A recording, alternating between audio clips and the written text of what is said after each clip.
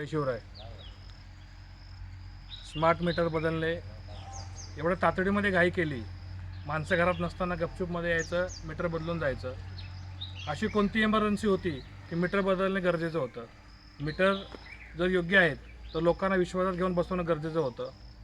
Metre बदलणे ही काळाची गरज आहे. स्मार्ट मीटर असेल सांगितलं जातं, परंतु सेवा सुविधा देताना पुढच्या गोष्टींचा विचार केला पाहिजे.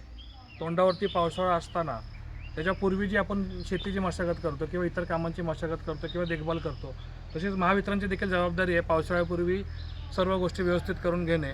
आज 3 दिवसापासून आमच्या गावामध्ये लाईट नाही आहे. सनपूरपासून वरचा जो डोंगर भाग आहे, पायशी, पानेरी, आमचं स्वतःचं महिन, सळवे या गावांमध्ये 3 दिवसापासून लाईट नाही आहे.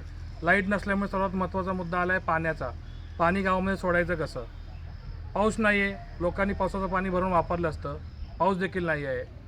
या ठिकाणी कुठलाही अधिकारी उत्तर देण्यास बांधील नाही. आपल्याला या ठिकाणी एकही अधिकारी उपलब्ध नाही. जे महावितरणाचे कर्मचारी आहेत त्यांचा कोणाचाही संपर्क होत नाही. संपर्क झाल्यावरती सांगतात रेंज नाही, आमचं काम चालू आहे. मग असलं कसलं काम चालू आहे की 3 दिवसापासून ह्या भागामध्ये लाईट नाही आहे? पावसाळ्यापूर्वी या सर्व गोष्टींची देखभाल दुरुस्ती करणं गरजेचं असतं. किमान आत्ताच्या ह्या परिस्थितीमध्ये नागरिकांना कळावं की बाबा नेमकी लाईट कशामुळे गेली आणि लाईट कधी येणार.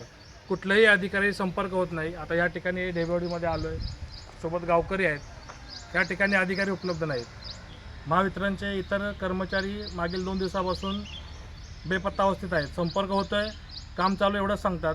एका दुसरा फोन लागतो आहे, परत दिवसभर फोन लागत नाही आणि समाजामध्ये संभ्रमता निर्माण करण्याचं काम होत आहे. ज्या तत्परतेने इतर कामं होतात, उदाहरणार्थ स्मार्ट मीटर बसवण्याचा जो कार्यक्रम मोठ्या प्रमाणात चालू आहे, त्याच तत्परतेने ही बाकीची कामं का होत नाही, हा सर्वात मोठा प्रश्न आहे. दुसरा महत्त्वाचा मुद्दा म्हणजे ह्या सर्व ढिसाळ कारभाराला जबाबदार कोण आणि ह्याला उत्तर कोणी द्यायची.